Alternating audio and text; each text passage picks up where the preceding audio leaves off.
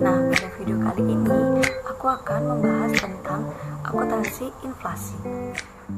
Akuntansi inflasi adalah akuntansi yang berupaya untuk menyusun laporan keuangan yang memuat dampak dari inflasi atau penurunan nilai beli uang pada laporan keuangan, sehingga laporan keuangan menunjukkan satuan mata uang pada tingkat harga yang berlaku saat itu.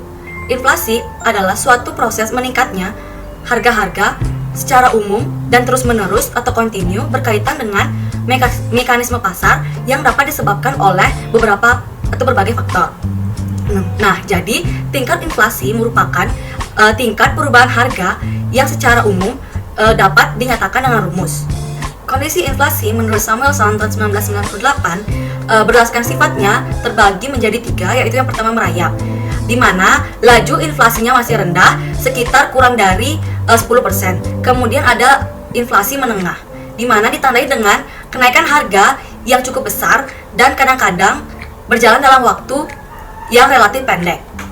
Ketiga, ada inflasi tinggi atau hyperinflation, di mana inflasi yang paling parah atau yang paling tinggi ini ditandai dengan kenaikan harga sampai 5 atau 6 kali dan nilai uang merosot dengan tajam.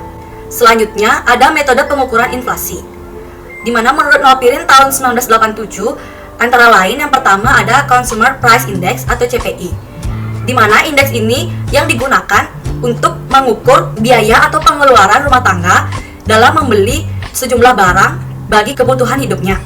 Yang kedua ada Producer Price Index, yang dimana lebih dikenal dengan Wholesale Price Index, yaitu indeks yang lebih menitik beratkan pada perdagangan besar seperti harga bahan mentah, harga bahan baku, atau barang setengah jadi.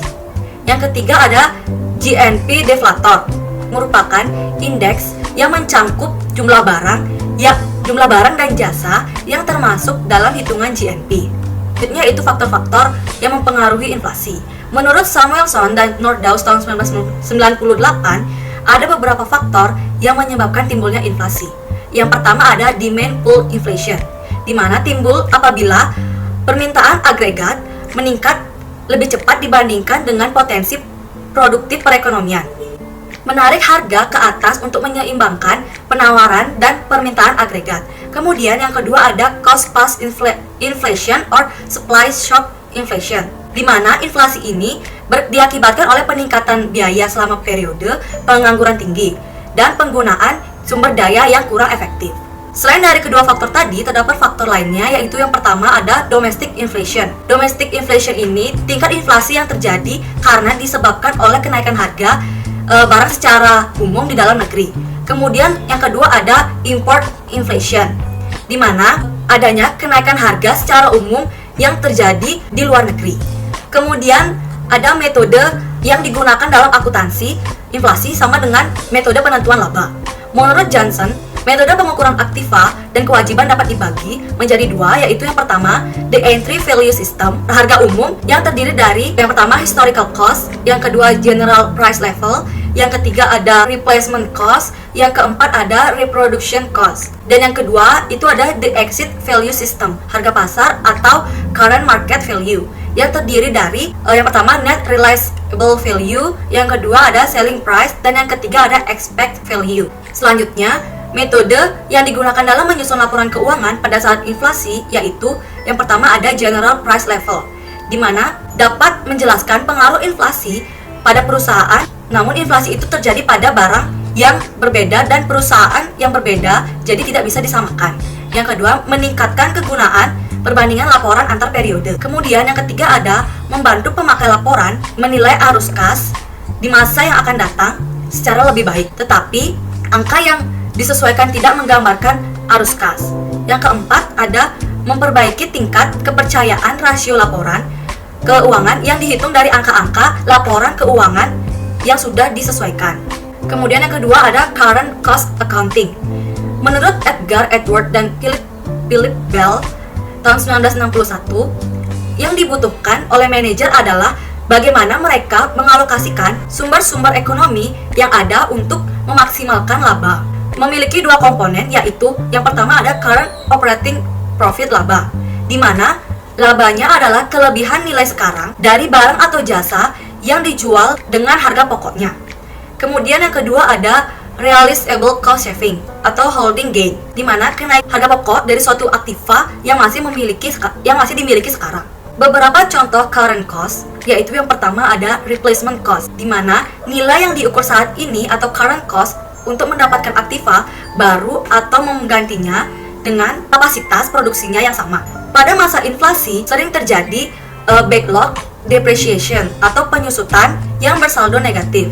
Pada masa inflasi, nilai dari replacement value ini lebih besar dari general price level. Kemudian ada reproduction cost, di mana harga itu diukur berdasarkan harga sekarang. Jika aktiva itu dibuat atau diduplikasi seperti barang yang dimiliki, melihat dari perubahan teknologi yang mungkin mempengaruhi apa yang dibuat itu. Yang keempat ada selling price, di mana nilai yang dipakai adalah harga jual tanpa dikurangi biaya penjualan, sehingga laporan keuangan yang disusun menurut selling price ini akan lebih besar daripada net realizable value dan metode lain yang disebut sebelum. Kemudian yang kelima ada expect value, di mana pada expected value ini pada pengharapan seorang, jadi bisa lebih besar dari atau lebih kecil dibandingkan dengan metode lainnya, karena expect value ini merupakan gambaran dari persentase value kas di masa yang akan datang. Dan itu ada monetary dan non-monetary item, di mana monetary items itu merupakan aktiva atau kewajiban yang dinilai atau disajikan dalam unit moneter atau uang yang tetap, misalkan kas,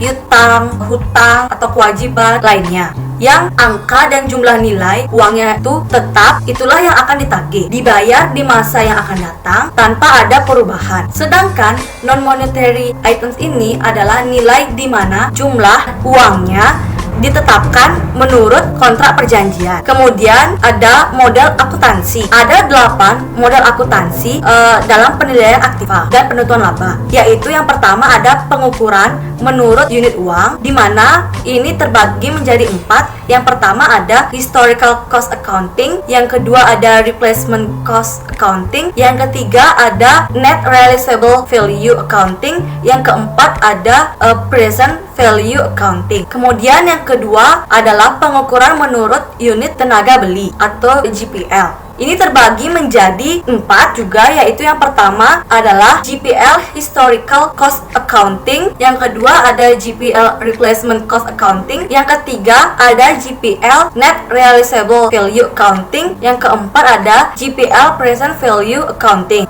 Hal-hal yang berhubungan dengan model akuntansi, yaitu yang pertama ada atribut yang akan dinilai. Atribut ini digolongkan dalam 3 cara, yaitu yang pertama fokus penilaian dapat berupa historical cost, kemudian ada jenis transaksi, dan yang terakhir ada sifat kejadian awal. Yang kedua ada unit of measure. Ada 2 jenis unit ukuran yang dipakai, yaitu sebagai berikut. Yang pertama adalah unit moneter atau uang, kemudian yang kedua ada unit daya atau purchasing power. Dalam menilai dan membandingkan model-model ini, maka yang menjadi dasar penilaiannya itu adalah yang pertama adalah kesalahan yang timbul akibat masalah waktu atau timing error. Timing error ini timbul akibat perubahan nilai yang terjadi dalam suatu periode tertentu, tetapi dicatat, diperhitungkan, dan dilaporkan pada periode yang lain. Kedua ada kesalahan akibat alat ukur. Kemudian yang ketiga ada kesulitan dalam penafsiran. Dan yang terakhir ada relevansi, di mana informasi akuntansi harus relevan. Materi yang terakhir yaitu metode pengukuran harga wajar atau fair value. Metode pengukuran harga wajar telah berlaku di Amerika sesuai dengan statement nomor 157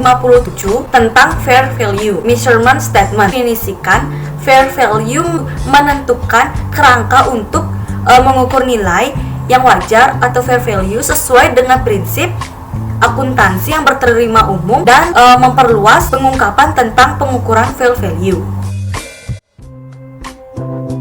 Nah, itu tadi materi dari aku. Semoga materi ini dapat memberikan pengetahuan dan juga bermanfaat buat kalian semua. Jangan lupa klik like dan komen ya. Bye-bye.